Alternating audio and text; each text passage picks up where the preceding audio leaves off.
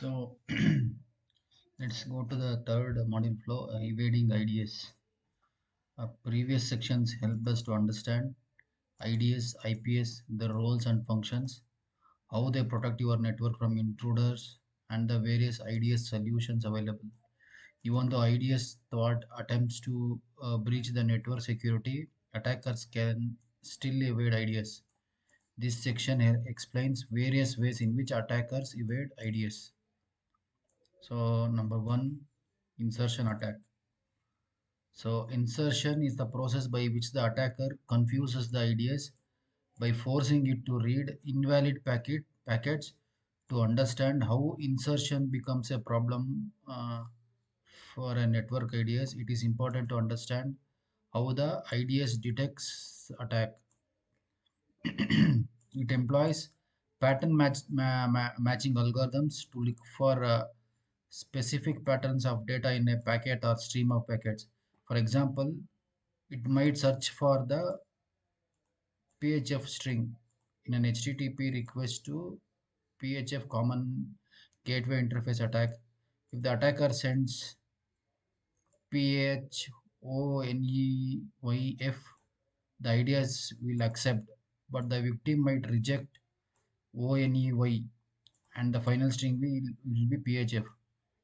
The victim might reject ONEY because these characters, when sent in a packet, might contain bad checksum or lower TTL value such that it can reach IDS but not the victim. So this is a insertion attack. As you can see in the figure, so um, the attacker is sending these letters T, X, T, C, A, K. So in this, the letters marked in yellow, X and A, will be rejected by the end system, but not by the not by the IDS. So that time, as you can see here, the end system sees the attack, but the network monitor sees ATX ACK. So similar to after insertion attack, we'll see what is the evasion attack. This is inverse of insertion attack. In insertion attack, the IDS accepts, but the end system will reject a few packets.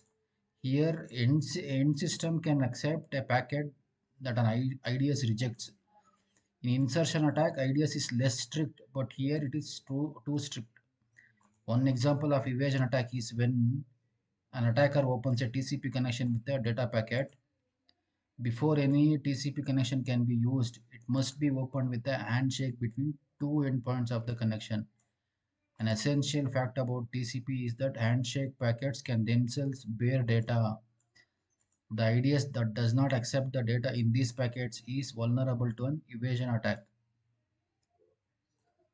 So in the above figure, the attacker sends TTCAAK and makes sure that T and A shown in yellow are not seen by IDS. So it fails to see the attack, but the end system will be attacked. So next is DOS attack. Many IDS use a centralized server for logging alerts. If the attacker know the IP address of the centralized server, they can perform DOS or other hacks to slow down or crash the server. As a result, the attacker's intrusion attempts will not be logged.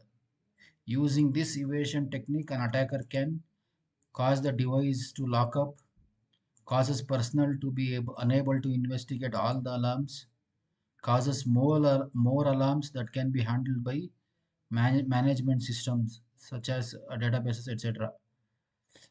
Fills up disk space, preventing attacks from being logged. Consumes the device's processing power and allows attacks to sneak by. Next attack is obfuscating. Obfuscating is an IDS evasion technique used by attackers who encode the attack packet attack packet payload in such a way that the destination host can decode the packet but not the IDS. Attackers manipulate the path referenced in the signature to fool the HIDS.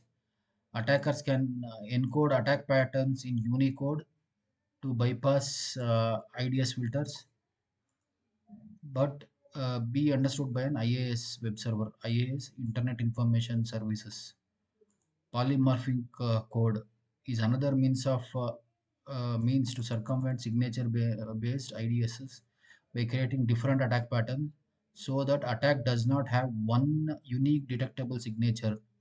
Attacks on encrypted protocols such as HTTPS are obfuscated if the attack is encrypted. Attackers can also use obfuscation techniques such as digital steganography to bypass IDS and deploy malware onto the target system lying beyond the IDS. Note, what is a polymorphic code? Polymorphic code is code that uses a polymorphic engine to mutate while keeping the original algorithm intact. So the algorithm will be same, but the code keeps on changing so that it confuses the IDS. IDS might be looking for some signature because the code keeps on changing. The IDS might miss the signature. Next attack is false positive generation. Attackers with the knowledge of target IDS craft malicious packets just to generate alerts. These packets are sent to IDS to generate many false positive alerts. Attackers then use these false positive alerts to hide the real attack traffic. Attackers can bypass the IDS unnoticed as it is difficult to differentiate the attack traffic from the large volume of false positives. Splicing.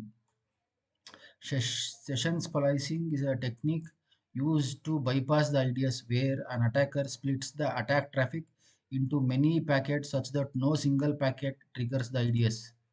It is effective against IDSs that do not reconstruct packets before checking them against intrusion signatures.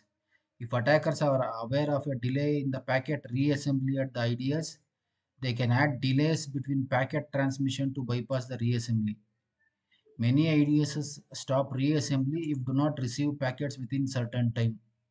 The IDS will stop working if the target host keeps the session active for a longer time than the IDS reassembly time. Any attack attempt after a successful splicing attack will not be logged by the IDS. Attackers can use tools such as Nessus for session splicing attacks. Nessus, if you remember, this was a tool that we saw in the vulnerability module. This is a very popular tool to scan for the vulnerabilities of a network or a system. So next attack is Unicode evasion technique. Unicode is a character coding system to support the worldwide interchange, processing, and display of written text. In the Unicode code space, all the code points are treated differently, but it is possible that there could be multiple representations of a single character. Because of this complexity, some IDS systems handle Unicode improperly, as Unicode allows multiple interpretations of the same characters. Taking this as an advantage, attackers can convert attack strings to Unicode characters to avoid pattern and signature matching at the IDS. Attackers can also encode URLs in the HTTP request using Unicode characters to bypass HTTP based attack detection in the IDS. Next is fragmentation attack. Fragmentation attack can be used as an attack vector when fragmentation timeouts vary between the IDS and the host. If the fragmentation reassembly timeout is say 10 seconds at the IDS and 20 seconds at the target system, attackers will send the fragment 15 seconds after a first fragment is sent. So in this scenario, the IDS will drop the fragments as the second fragment is received after its reassembly time, but the target system will reassemble the fragments. Attackers will keep sending the fragments with 15-second delay until all the attack payload is reassembled at the target system.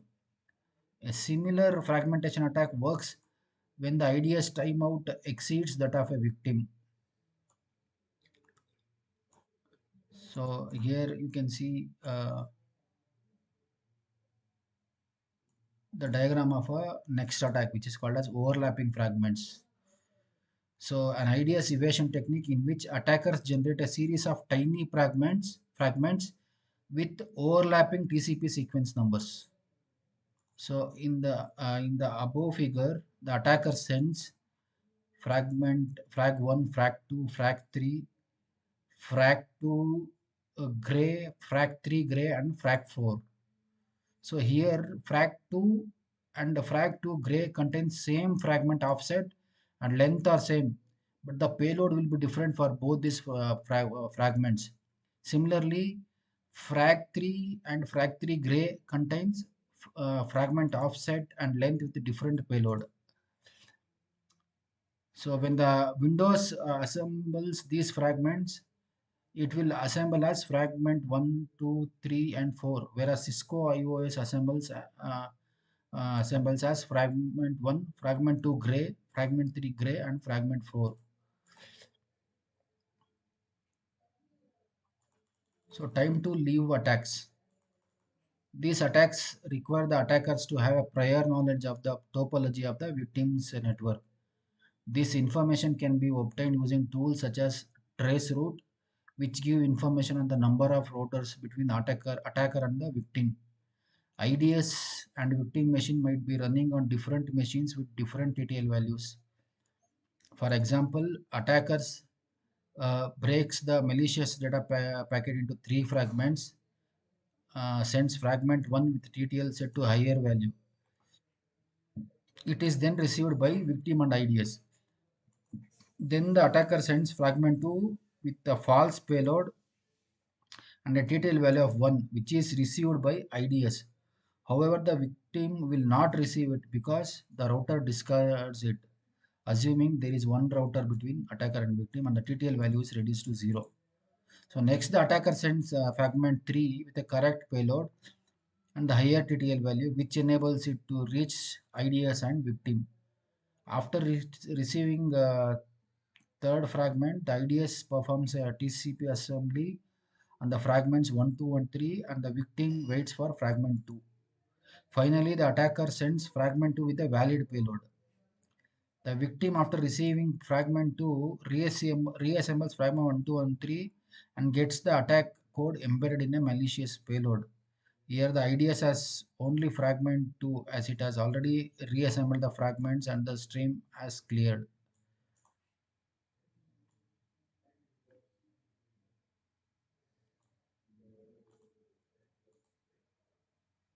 So this is the figure where the time to leave attack is demonstrated. So the attacker sends fragment 1, fragment 2 whose TTL is 1, fragment 3 and another fragment with a normal TTL. So first when needs receives fragment 1 uh, and also the victim also will receive the fragment 1. Fragment 2 will with TTL 1 will be received by the IDS, but it will not reach the victim. So next, when the fragment 3 is sent, needs and victim both will receive fragment 3.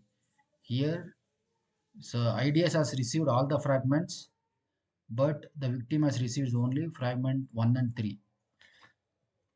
So the IDS will reassemble and finds nothing wrong in the reassembly. Next, the attacker will send the fragment 2 with a uh, malicious payload, which will be received by both by IDS and victim. So the victim will reassemble the fragment 1, 3, and 2, which will have a malicious payload. So the next attack is invalid RST packets. TCP uses a 16-bit checksum field for error checking of the header and data. The reset flag in a TCP header is used to close a TCP connection. In an invalid reset attack, the attacker sends the reset packet to the IDS with an invalid checksum. The IDS stops processing the packet, thinking that the TCP communication session has ended, but the target system will receive the packet. The target system checks the RST packet's checksum and drops it. The attack enables the attacker to communicate with the target system while IDS thinks that the communication has ended. Next is urgency flag. The urgent flag in the TCP header is used to mark the data that requires urgent processing at the receiving end. If urgent flag is set, the TCP protocol sets the urgent pointer field to a 16-bit offset value that points to the last byte of urgent data in the segment. Many IDSs do not consider the urgent pointer and process all the packets in the traffic, whereas a target system processes the urgent data only. This results in the IDS and target systems having different set of packets, which can be exploited by attackers to pass the attack traffic. Next is polymorphic shellcode. A signature-based network intrusion detect system NIDS identifies an attack by matching attack signatures with incoming and outgoing data packets. So many IDS identify signatures for commonly used string embedded in the shell code. Polymorphic polymorphic shellcode attacks include multiple signatures, making it difficult to detect the signature. Attackers encode the payload using some technique and then place a decoder before the payload. The polymorphic shellcodes, attackers hide their shellcode, which is attack code, by encrypting it with an unknown encrypting algorithm and including the decryption code as part of the attack packet. To carry out polymorphic shellcode attacks, they use an existing buffer overflow exploit and set the return memory address on the overflowed stack to the entrance point of decryption code. This makes it difficult for IDS to identify it as a shellcode. Therefore, when attacker modify transform their attacks in this way, the NIDS cannot recognize them. This technique also evades commonly used shellcode strings, thus making shellcode signatures unusable. ASCII shellcode. An ASCII shellcode includes characters which are present only in the ASCII standard. Attackers can use ASCII shellcode to bypass IDS signature as the pattern matching does not work effectively with ASCII values. The scope of the ASCII shellcode is limited as not all assembly instructions are converted to ASCII values directly. Okay, so this is one of the disadvantage of ASCII shellcode attack, as not all the assembly instructions can be converted to ASCII values. This limitation can be overcome by using other sets of instructions for converting to ASCII values properly. An ASCII shellcode example is given below. So this ASCII shellcode, when executed, the shellcode above runs /bin/sh shell. Bin and sh are contained in the last few bytes of the shellcode. We can say this is one of a obfuscated attack also. Next, application layer attacks. Applications accessing media files compress them to a smaller size for maximizing the data transfer rate. Media files such as audio, video, and images. So the IDS cannot verify the signature of the compressed file format. This enables an attacker to exploit the vulnerabilities in compressed data. The IDS can recognize condition favorable for attack, but alternative forms of attack are also possible. For example, various integer values can be used to exploit integer overflow vulnerabilities. This makes the detection of attack traffic extremely difficult at IDS.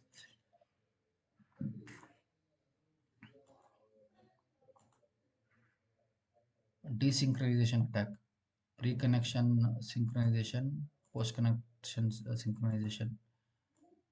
Desynchronization, uh, it was not very clear, so I'm not going to discuss about this. So other types of evasion: encryption. IDS will not analyze the packets going through these encrypted communications. Flooding. The attacker sends loads of unnecessary traffic to produce noise, and if the IDS does not analyze the noise traffic well, then the true attack traffic may go undetected. So in the next video, we'll see evading firewall.